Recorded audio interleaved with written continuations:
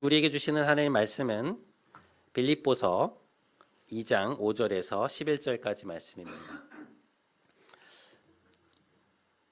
우리 한 절씩 교독 후에 마지막 절은 합독하겠습니다. 너희 안에 이 마음을 품으라. 곧 그리스도 예수의 마음이니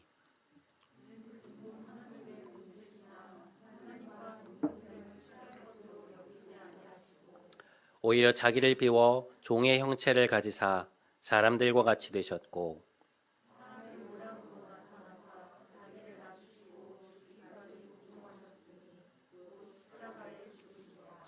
이러므로 하나님이 그를 지극히 높여 모든 이름 위에 뛰어난 이름을 주사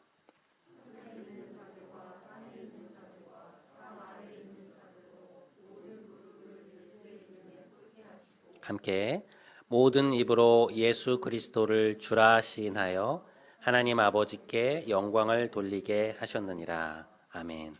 이것은 하나님의 말씀입니다.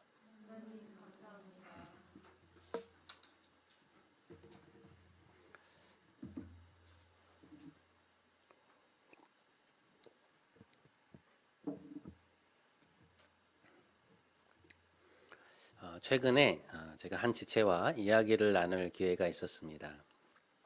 초등학교에서 장애가 있는 특수학급 아이들을 가르치는 선생님인데요.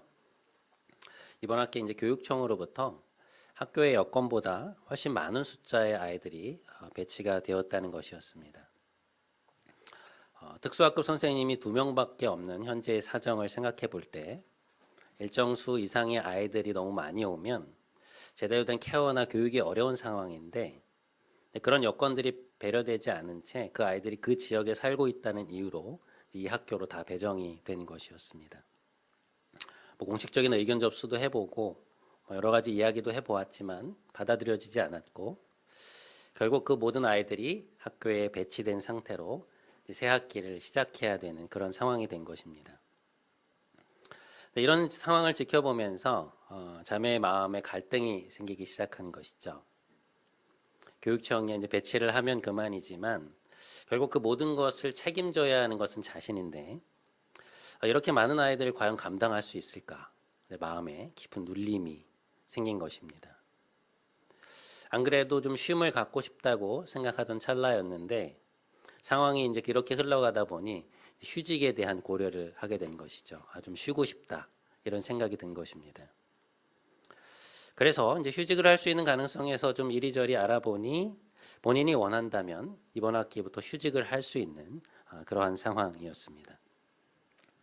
그런데 많은 생각과 또 내면의 갈등 속에서 기도를 하는 과정 속에서 어느 날 하나님이 자매에게 어떤 마음을 주셨냐면 너무 두려워하지 말고 학부모들과 학생들을 놓고 차근차근 기도하며 나아가라는 마음을 주시는 것을 느끼게 되었다는 거예요. 또 그 부분에 대해서 저와 함께 이야기를 나누는 과정 속에서 또 하나님이 자신에게 주시는 것 같은 그러한 이야기도 듣게 되었다는 것이죠. 그래서 사실 마음이 휴직적으로 기우는 쪽이 없지 않았는데 자매의 마음에 한번 부딪혀 보아야겠다는 생각이 든 것입니다. 객관적인 상황이나 자기의 자연스러운 마음을 따라가면 별로 가고 싶지 않은 길이고 너무나 고생이 뻔한 길인데 근데 이것이 하나님이 원하시는 길이라는 생각이 자꾸만 들면서 학교에 남기로 결정을 했다는 이야기를 듣게 되었습니다. 그 이야기를 나누는 과정에서 저는 하나님이 지금 이 자매에게 말씀하고 계시는구나라는 생각을 하게 되었습니다. 그것이 하나님의 음성이 분명하다는 생각이 들었던 이유는 이 자매가 택한 길이 자기가 편한 길이 아닌 바로 십자가 방식의 삶이었기 때문이었습니다. 지난 2주에 걸쳐서 저는 여러분께 예수님의 내러티브를 우리의 것으로 삼아서 살아가자는 말씀을 드렸죠. 예수님의 이야기를 나의 이야기로 삼고 살아간다는 것은 무엇인가? 그분의 삶의 패턴, 그분의 삶의 패러다임을 내 것으로 삼고 살아간다는 말이죠. 그분의 이야기가 지금 나의 삶의 자리에서 내 버전으로 다시 쓰여지는 것. 그분의 삶의 방식이 나의 삶의 방식이 되는 것. 그것이 우리가 주님을 따라가는 삶이라고 할 수 있습니다. 역사 속에서 보면 그러한 삶을 살았던, 그래서 바로 주님의 삶을 우리에게 끊임없이 상기시켜 주었던 수많은 인물들이 있었는데요. 그 인물 중에 한 명이 누군가 하면 바로 짐 엘리엇이라는 인물입니다. 짐 엘리엇은 1950년대 미국의 기독교 명문 휘튼 대학을 졸업하고 에콰도르에 있는 원주민들을 선교하기 위해서 남미의 정글로 가게 되는데요. 학교를 최우등으로 졸업할 정도로 학업 성적이 뛰어났고 또 교내에 레슬링 대표 선수로도 활약할 정도로 굉장히 사람을 이끄는 힘이 있는 상당히 전도 유망한 청년이었습니다. 하나님을 너무나 사랑했던 그에게는 한 가지 열망이 있었는데요. 그게 뭔가 하니 바로 하나님 자신의 삶을 하나님께 바치고 싶다는 것. 그러니까 자신의 모든 것을 들여서 하나님께 영광을 돌리고 싶다는 것이었습니다. 그런데 그는 그 열망과 합치되는 소명을 어디에서 발견하게 되냐면 졸업 이후에 참석했던 선교사 지망생들의 모임에서 발견하게 됩니다. 그러니까 문자가 없는 사람들에게로 들어가서 그 언어를 만들어내는 것을 배우는 언어학 연구소 모임이 있었는데요. 그는 그곳에서 에콰도르의 정글에서 사역을 하고 돌아온 한 선교사님을 만나게 됩니다. 그를 통해서 그는 남미 정글 속에 사는 아우카 부족이라고 하는 지구상의 마지막 남은 살인 부족에 대한 이야기를 듣게 돼요. 그러니까 문명으로부터 철저히 고립되어 있고 외부인이 다가가려 할 때마다 물리친 사람들, 그러니까 그들에게도 복음이 전해져야 한다는 절절한 마음이 그의 가슴을 때린 것이었습니다. 기도와 고민 끝에 그는 자신을 그곳으로 부르시는 하나님의 부르심을 확인하고 모든 것을 뒤로한 채 에콰도르의 정글로 들어가게 되죠. 그곳에서 한 4년 정도 다른 부족들을 섬기고 사역을 진행하면서 철저한 준비 끝에 드디어 이 아우카 부족과의 접촉이 이루어지게 되는데요. 상당히 경계를 많이 하는 부족이었기 때문에 굉장히 시간이 오래 걸린 것이죠. 근데 그 부족 중에 복음에 관심을 가진 몇 사람과 만나게 된 것입니다. 드디어. 근데 그 첫 번째 만남 이후에 두 번째 만남을 갖기로 한 날, 그는 외부인을 경계하는 그 부족의 다른 이들에 의해서 다른 4명의 동역자들과 함께 순교를 당하게 되죠. 그렇게 하나님께 바쳐진 그의 삶에 대해서 그의 아내였던 엘리자베스 엘리엇이 자기 남편의 일기와 또 주변 사람들의 증언을 토대로 쓴 책이 바로 전능자의 그늘이라고 하는 기독교의 고전이 된 책입니다. 저는 이 책을 대학생 때 접하게 되었는데요. 그의 심정이 고스란히 드러난 그 수많은 일기들, 하나님을 향한 그의 사랑, 주님을 위한 그 헌신의 선택들이 저에게 너무나도 큰 울림을 주어서 책을 읽고 나서 한참 동안 그 책을 붙들고 있었던 기억이 납니다. 그리고 나서 그 이후에 제가 삶에서 중요한 선택을 해야 했거나 치러야 될 희생 때문에 주저되는 순간들이 찾아올 때면 저는 다시금 그 책을 꺼내서 읽고 또 읽기를 반복해 왔습니다. 그의 삶의 이야기들, 그가 했던 선택들이 저에게는 예수님의 삶을 너무나도 생각나게 하는 것이어서 그 삶의 이야기를 따라서 살고 싶은 열망들이 계속해서 제 안에 올라왔던 것이죠. 제 내면에 제가 따라갈 수 있는 커다란 발자국을 남겨준 것이었습니다. 저의 내면에 이러한 발자국을 남긴 또 한 명의 사람이 있는데요. 그게 누군가 아니 바로 사도 바울입니다. 연애 시절에 아내가 저에게 책을 한 권 선물해 준 일이 있었습니다. 저희가 그때 광화문에 있는 교보문고에 갔던 것으로 기억을 하는데요. 생일이 다가온 저에게 아내가 뭘 사주면 좋겠냐고 자꾸만 묻는 거예요. 그래서 제가 책을 사달라 그랬더니 아내가 저를 이렇게 쳐다보면서 정말로 그 책으로 괜찮겠냐고 몇 번이나 진지하게 물어보던 기억이 납니다. 두꺼운 책이었어요. 바울 복음의 기원이라고 하는 김세윤 교수님이 쓰신 책이었는데 책을 샀던 그날 그 책의 내용에 빠져서 막 새벽 2시가 넘도록 시간 가는 줄 모르고 책을 읽었던 기억이 납니다. 바울이 전했던 복음의 핵심이 무엇이었느냐? 그의 그 복음의 밑바닥을 구성하고 있었던 그 신앙 체험의 핵심은 무엇이었느냐에 대한 글이었는데요.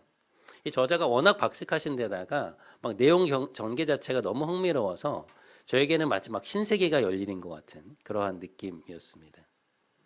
그리고 바울이라는 인물에 대해서 새롭게 관심을 갖게 되는 그러한 순간들이었죠. 그러니까 신학대학원을 졸업하고 저를 미국으로 이끌었던 큰 계기 중에 하나가 바로 이 바울에 대한 관심이었습니다. 오늘 우리가 함께 읽은 빌립보서 2장 6절에서 11절까지 말씀해 보면 바울이 쓴 시가 하나 나옵니다.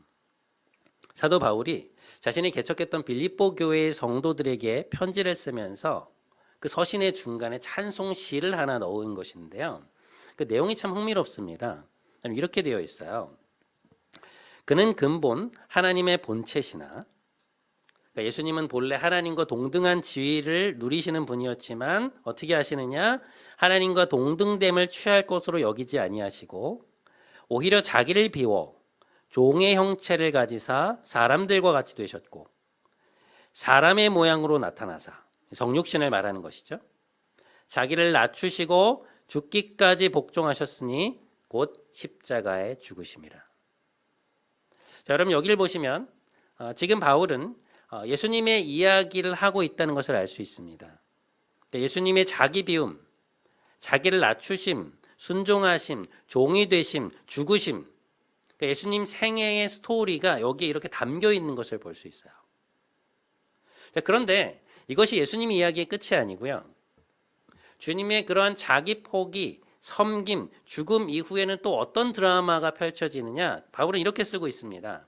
이러므로 하나님이 그를 지극히 높여 모든 이름 위에 뛰어난 이름을 주사 하늘에 있는 자들과 땅에 있는 자들과 땅 아래에 있는 자들로 모든 무릎을 예수의 이름에 꿇게 하시고 모든 입으로 예수 그리스도를 주님이라 시인하여 하나님께 영광을 돌리게 하셨느니라. 대단한 반전이죠. 자기를 포기하고 죽음에 이르신 주님을 성부 하나님이 하늘 끝까지 높이셨다는 그러한 내용입니다. 하늘 보좌를 포기하고 내려오셔서 고난과 죽음을 당하시고 다시금 높임을 받으시는 이 예수님의 삶이, 그 내러티브가 이 찬송시 안에 아주 고스란히 들어가 있는 것을 우리가 볼 수 있어요. 흥미로운 것은 뭐냐면 바울이 이 찬송시를 사용하는 맥락입니다. 당시의 빌립보 교회는 두 명의 지도자들의 다툼으로 인해서 파벌이 좀 나눠져 있는 그런 상황이었는데요. 바울이 그 문제 해결을 위한 권면 속에서 그 권면의 중심에 뭘 넣고 있냐면 바로 이 찬송시를 넣고 있는 것입니다. 빌립보서 2장 5절에서 너희 안에 이 마음을 품으라 곧 그리스도 예수의 마음이니 라고 하는 이 중심 태제를 탁 말하고 나서 그는 예수님의 생애가 담긴 이 시를 쫙 풀어내고 있어요. 그러니까 지금 그들이 처한 상황에서 가져야 할 삶의 태도를 예수님의 내러티브를 근거로 강력하게 제시하고 있는 것입니다. 여러분 빌립보서는 전체 내용이 총 4장으로 이루어진 그런 짧은 서신인데요. 2장 6절부터 11절까지의 이 6절의 시가 그 서신의 딱 한가운데 서서 이 빌립보 성도들을 향한 바울의 가르침과 권면의 중심이 되고 있는 것을 볼 수 있어요. 여러분 매년 12월 31일이 되면 우리가 종로에 있는 보신각에서 타종을 하지 않습니까?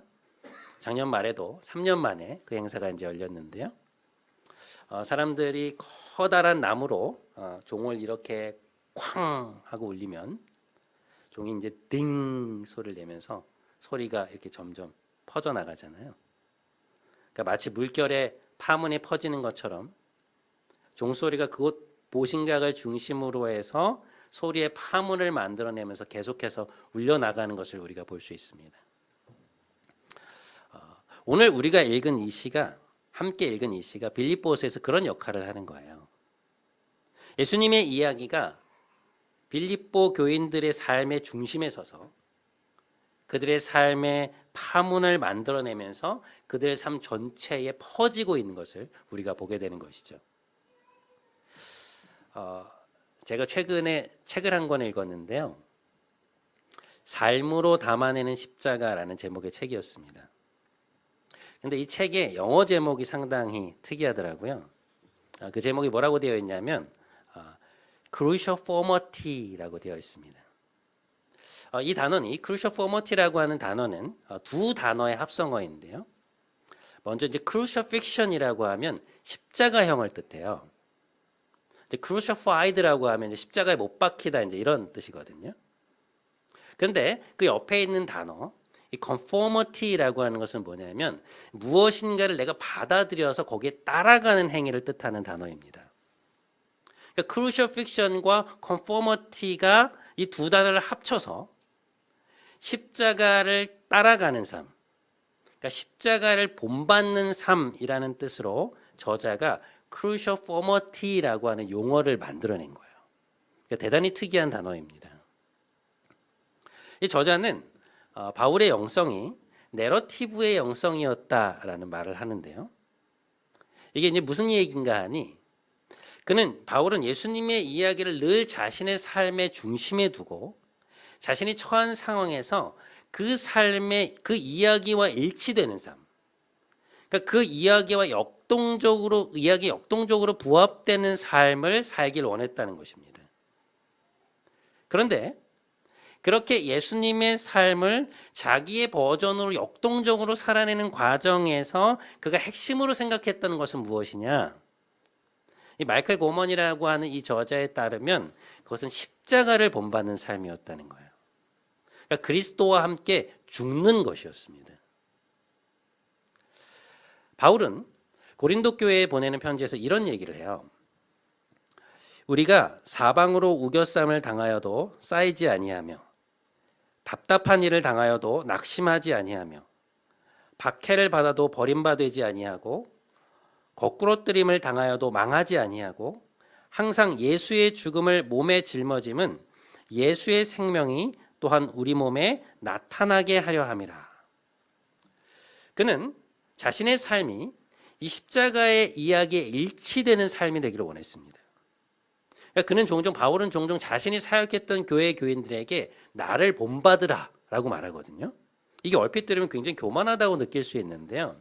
그런 게 아니라 그는 자신이 그 성도들에게 보여주는 삶의 이야기가 자신의 삶의 방식이 예수님의 삶을 떠올리게 하는 그런 이야기가 되길 바랬던 것입니다.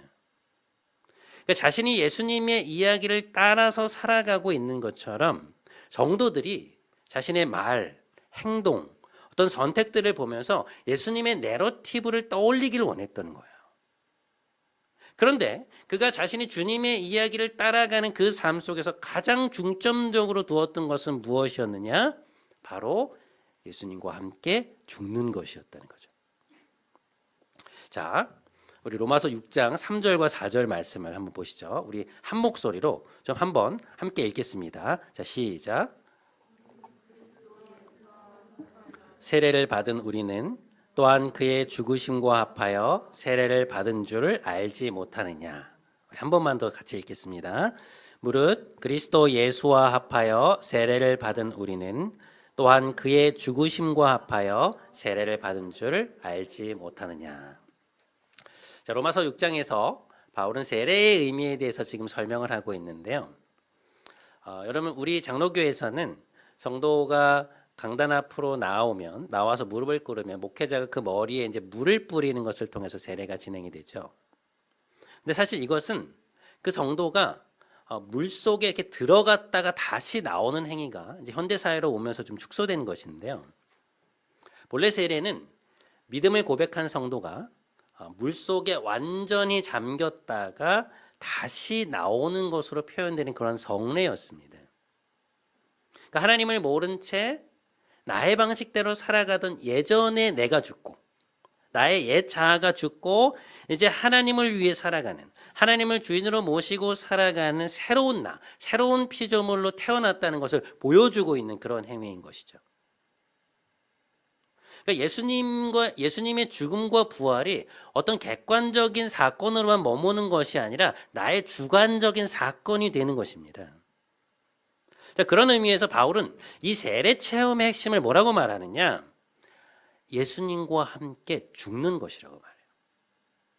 그러니까 우리를 위한 예수님의 그 십자가 죽음과 부활 속에서 우리도 죽고 함께 죽고 다시 살아나는 체험.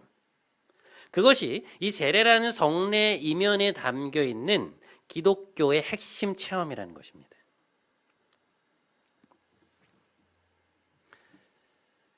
저는 아직도 패션 오브 크라이스트라고 하는 오래된 영화의 한 장면이 잊혀지지가 않는데요.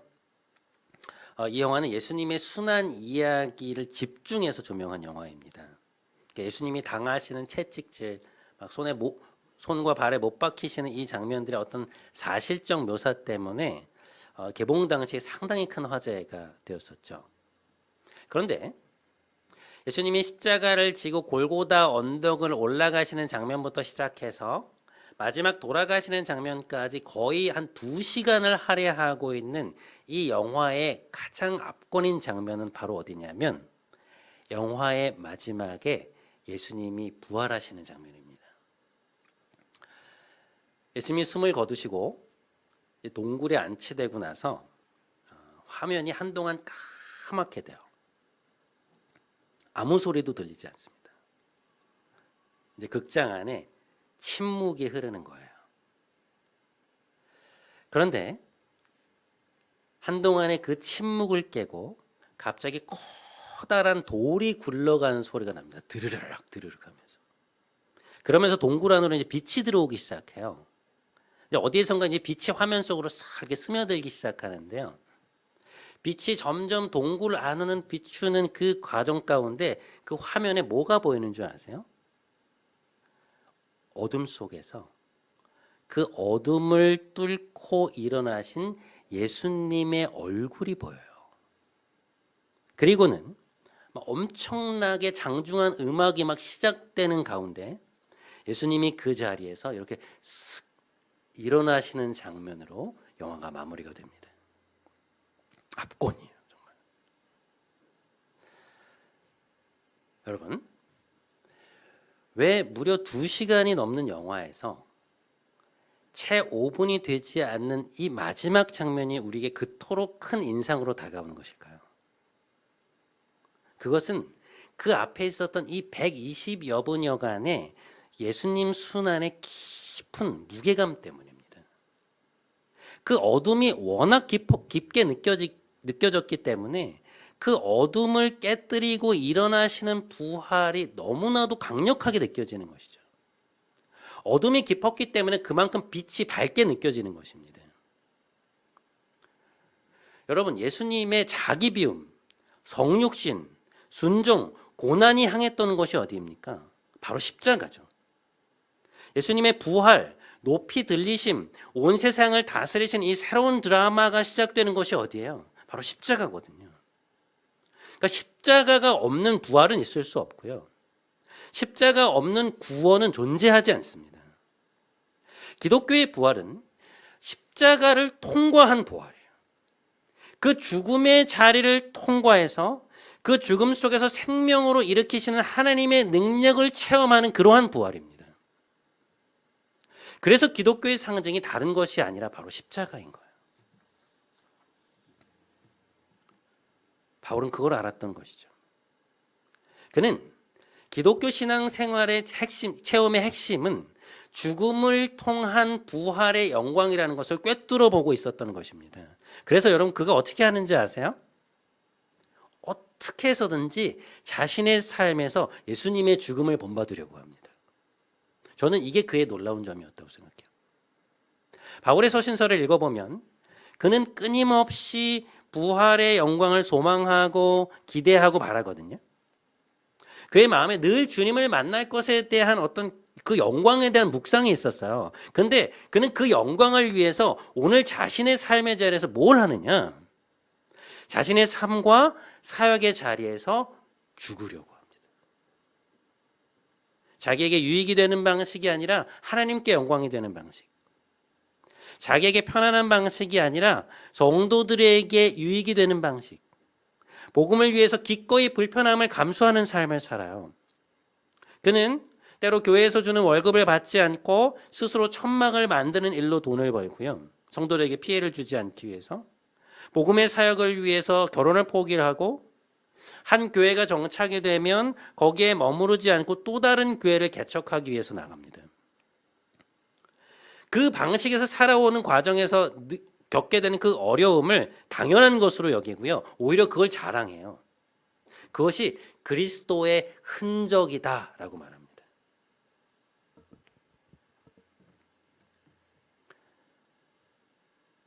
여러분, 우리가 예수를 믿는다는 것은 도대체 뭘까요? 예수님에 대한 신앙을 고백하고 살아가는 우리의 삶의 중심에는 무엇이 있어야 됩니까? 예수님의 여러분의 신앙생활의 핵심에 십자가에 못 박힘, 십자가에서의 죽음이 있으신가요? 하나님께 나아가는 것을 방해하는 나의 욕심, 성격, 생활 패턴, 자꾸만 나를 하나님께 멀어지도록 만드는 그 모든 것으로부터 내가 죽고 새로운 나로 살아가는 체험들이 우리 안에 있냐는 것입니다.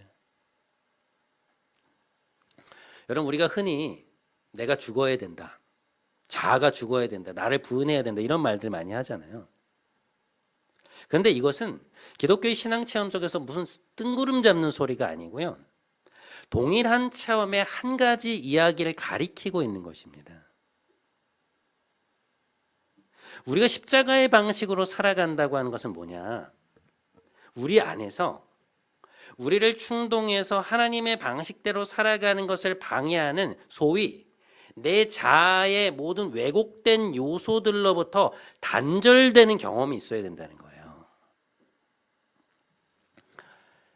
제가 아는 참 신실한 형제 중에 늘 성적인 유혹에 시달린 형제가 있었습니다.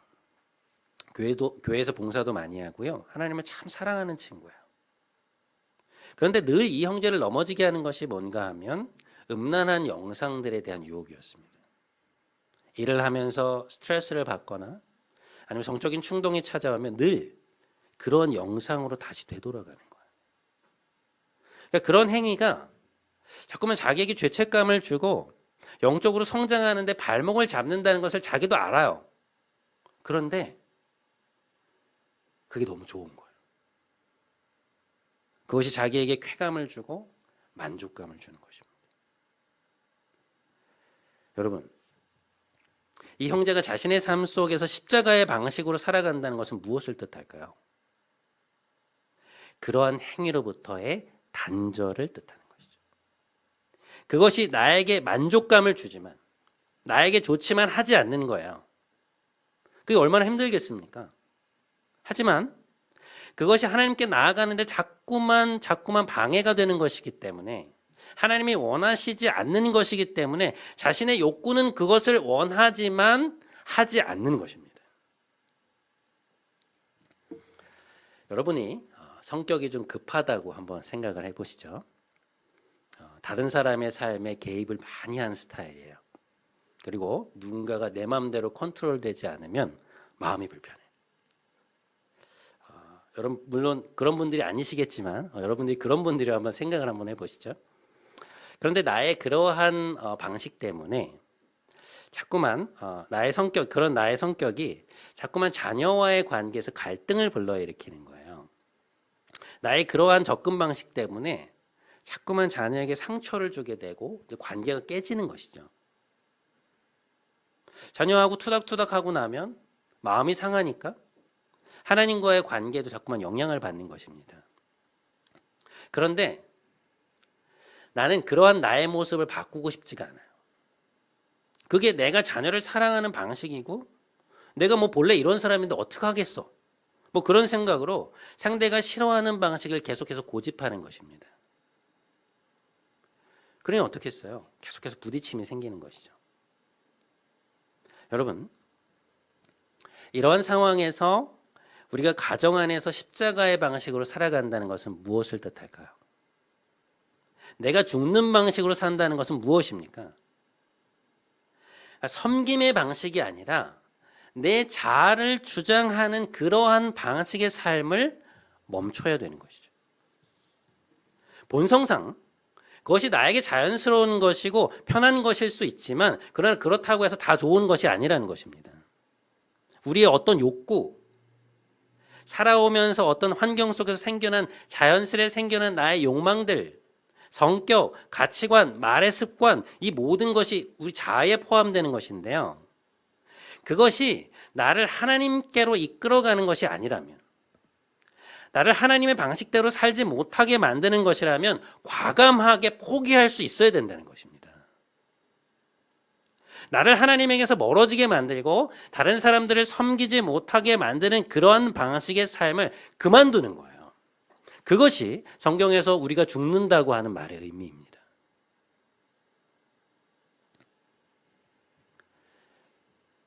그런데 바울이 이러한 자기 부인의 체험에 대해서 뭐라고 말하는지 아세요, 여러분? 나는 날마다 죽노라 이렇게 말해요. 그러니까 우리가 십자가에서 죽는 것은 예수를 믿을 때 한 번으로 끝나는 것이 아니라 우리 삶의 자리에서 매일매일 계속되는 체험이라는 것입니다. 그런데 그러한 죽음의 체험 속에서 동시에 우리는 뭘 경험하게 되느냐? 그 죽음에서 우리를 일으키시는 부활의 영광도 맛보게 된다는 거예요. 그러니까 내가 편한 방식으로 살지 않고 내가 죽는 방식으로 살았는데 오히려 관계가 회복되고 오히려 그 삶이 나에게 유익이 되고 오히려 내 마음의 기쁨이 충만해지는 그런 부활의 체험을 일상에서도 하게 된다는 것입니다. 그러니까 그 죽음의 자리에서 우리를 일으키시는 하나님의 능력을 경험하게 된다는 거예요. 그리고 그러한 죽음과 부활의 체험이 우리의 일상에서 자꾸만 생겨날 때 비로소 우리의 삶의 이야기가 어떻게 되는 것입니까? 주님의 이야기를 닮아가게 된다는 것이죠.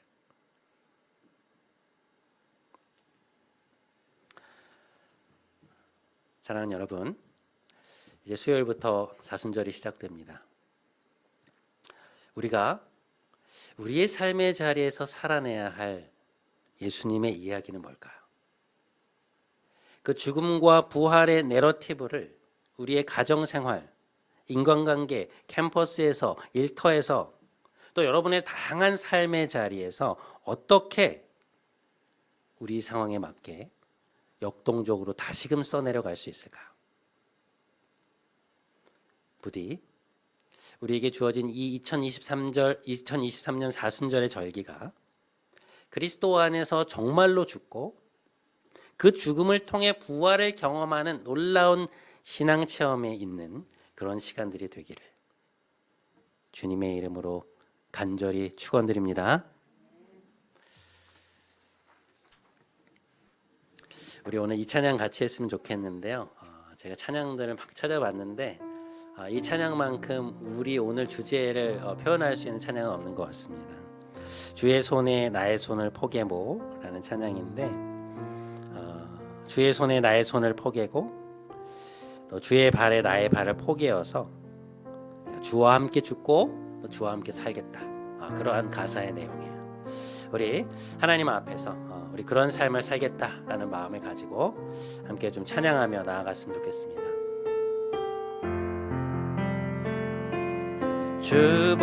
주보혈 날 정결케 하고 주보혈 날 자유케 하니 주 앞에 나 예배하는 시간 나의 모든 것을 주께 드리네 주의 손 날 위해 찢기셨고 주의 팔 날 위해 박히셨으니 이제는 내가 사는 것이 아니요 오직 주를 위해 사는 것이라. 주의 손에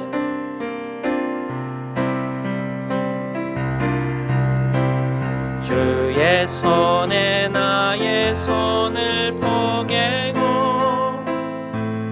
또 주의 발에 나의 발을 포개요. 나 주와 함께 죽고 또 주와 함께 살리라. 영원토록 주 위해 살리라. 주의 손에 주의 손에 나의 손을 포개고 또 주의 발에 나의 발을 포개요. 나 주와 함께 죽고 또 주와 함께 살리라. 영원토록 주 위해 살리라. 주 위해 살리라. 아멘. 여러분, 기독교 신앙 체험의 핵심은 그리스도와 함께 죽는 것입니다. 죽음이 없는 부활은 있을 수 없고 십자가가 없는 구원은 존재하지 않습니다. 그래서 바울은 그리스도를 따라가는 삶에서 나는 날마다 죽노라 라고 고백했어요. 그분의 이야기를 나의 버전으로 써내려가는 삶에서 매번 자신이 죽는 방식을 선택했다는 것이죠. 이 시간 함께 기도하기 원합니다. 하나님, 지금 저의 삶에서 이 자리에서 십자가의 방식으로 산다는 것이 무엇인지 깨닫게 해주십시오. 어떻게 하면 저의 삶이 주님의 이야기를 따라가는 삶이 될 수 있겠습니까? 말씀해 주십시오. 우리 이 기도 제목 가지고 함께 하나님 앞에 나아가는 시간 갖겠습니다. 함께 기도하겠습니다. 하나님 아버지, 오늘 우리에게 십자가의 방식으로 살아가는 것이 얼마나 중요한 것인가에 대해 말씀해 주셔서 감사합니다. 그리고 기독교 신앙 체험의 핵심은 그리스도와 함께 죽고 그 죽음 속에서 함께 부활하는 것임을 우리가 함께 살펴보았습니다. 하나님, 우리는 주님을 믿는다고 하면서도 주님을 따라가는 삶이라고 하면서도 십자가에서 죽음 없는 부활을 찾을 때가 너무나 많습니다. 죽음이 없는 영광을 찾을 때가 너무나 많습니다. 십자가의 방식대로 살아가는 것을 주저할 때가 너무나 많이 있습니다. 주님, 우리를 불쌍히 여겨 주옵소서. 우리의 삶의 다양한 과정 속에서, 가정에서, 부모님과의 관계에서, 자녀와의 관계에서, 부부와의 관계에서, 또 하나님 여러 가지 일터와 또 나의 캠퍼스에서 하나님, 우리가 어떤 방식으로 살아갈 수 있겠습니까? 하나님, 우리가 고민 없이 살아가면 안 되지 않겠습니까? 주님, 우리와 함께하여 주옵소서. 우리에게 가르쳐 주옵소서. 깨닫게 하여 주옵소서. 여러분, 우리 한 가지만 함께 더 기도하기 원합니다. 우리 기도하시는 가운데 혹시 여러분이 불편함을 감수해야 하지만 그것이 주님이 원하시는 주님의 길이라고, 하나님 방식의 길이라고 생각되는 것들이 있으셨는지요? 가정에서, 일터에서, 인간관계 속에서 하나님이 나에게 주신 삶의 자리에서 내가 십자가의 방식으로 살아가야 될 지점들이 혹시 여러분 조금이라도 떠오르셨는지요? 그렇다면 이 시간 그것을 붙들고 한 번만 더 기도하기 원합니다. 주님, 저에게 용기를 주십시오. 저의 유익과 저의 편안함을 넘어서 십자가의 방식으로 행할 수 있는 힘을 주옵소서. 그리하여 저의 일상에서 그리스도의 죽음과 부활을 체험하는 영광을 누리게 하여 주옵소서. 우리 기도 제목 가지고 한 번만 더 함께 기도하겠습니다. 함께 기도합시다. 하나님 아버지, 우리 가운데 하나님, 우리가 우리의 삶 속에서 십자가의 방식으로 살아가야 되는 것이 어디입니까? 우리가 못 박혀야 하는 것이 어디입니까? 가르쳐 주십시오. 하나님, 가정 안에서, 또 하나님 관계 안에서, 일터에서, 또 사람들과의 관계 속에서 하나님, 우리가 어떻게 살아야, 이 지금 저에게 주신 그 삶의 자리 속에서 어떻게 살아야 그것이 주님과 함께 죽고 다시 살아나는 것이겠습니까? 우리가 죽으면 정말 죽을 것 같지만, 우리가 죽으면, 자아가 죽으면 우리가 없어질 것 같지만, 그러나 기독교 신앙 체험의 놀라운 것이 하나님이 그 자리 속에서 우리를 부활시키시는 것, 다시금 그 죽음의 밑바닥 속에서 우리를 일으키시는 것이라는 것을 우리로 하여금 체험하여 알게 하여 주시옵소서. 그래야 십자가가 하나님의 능력이고 약해 보이고 어리석어 보이지만 그것이야말로 진정 하나님의 지혜이며 하나님의 능력이며 세상을 구원하시는 하나님의 역사라는 것을, 우리를 구원하시는 하나님의 역사이며 세상에 생명을 흘려보내는 하나님의 놀라운 능력인 것을 우리로 하여금 깨달아 알게 하여 주시옵소서. 하나님 아버지, 사랑이 없는 세상에, 죽음이 없는 세상에, 희생이 없는 세상에 하나님, 우리가 하나님의 십자가의 방식, 그리스도의 십자가의 방식으로 살아가는 자들이 되어서 그것을 하나님의 나라로 돌이키는 역사가 하나님 우리의 삶 속에 있을 수 있도록 주님 우리와 함께하여 주옵소서. 결단케 하여 주옵소서. 십자가의 방식으로 살아가는 우리 성도들이 되게 하여 주시옵소서. 주님 우리와 함께하소서. 오 주님 우리와 함께하소서. 오 주님 우리와 함께하소서. 주님 이끄소서. 주여 이끄소서.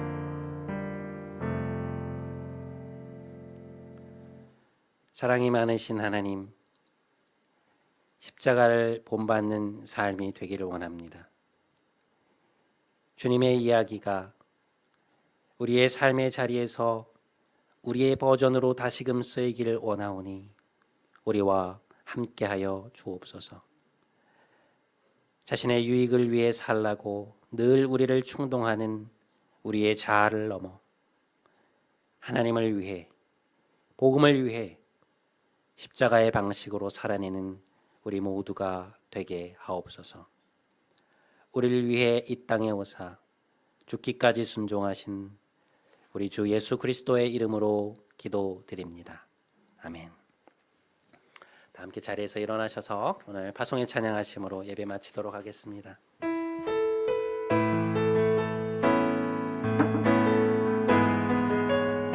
우리의 사용하소서.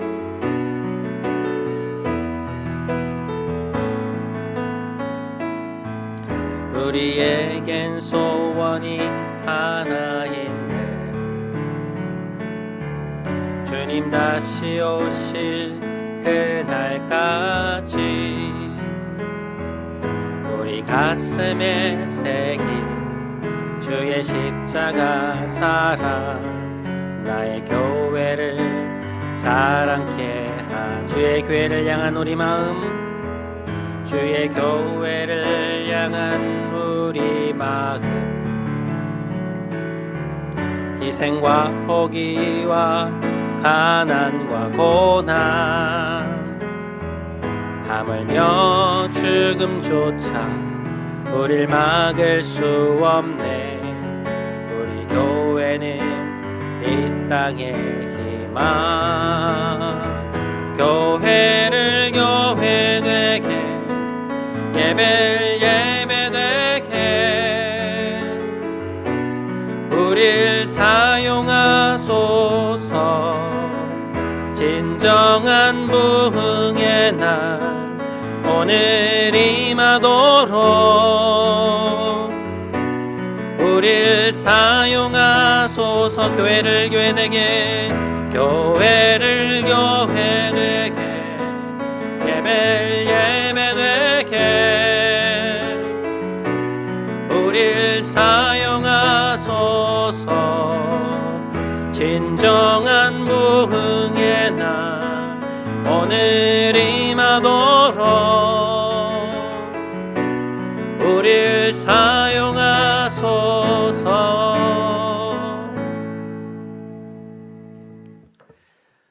이제는 우리 구주 예수 그리스도의 크신 은혜와 하나님 아버지의 놀라우신 사랑과 성령님의 교통, 교제, 충만케 하심이 날마다 그리스도와 함께 죽고 부활함으로 그분의 이야기를 오늘 나의 이야기로 다시금 써내려가기를 간절히 소망하며 삶의 자리로 나아가는 사랑하는 함께 예배드린 모든 성도들의 머리 위에 이들의 가정, 이들의 삶, 이들의 진로, 이들의 만남, 그리고 앞으로 살아갈 생 위에 이제부터 영원토록 함께 하시기를 간절히 축원하옵나이다. 아멘.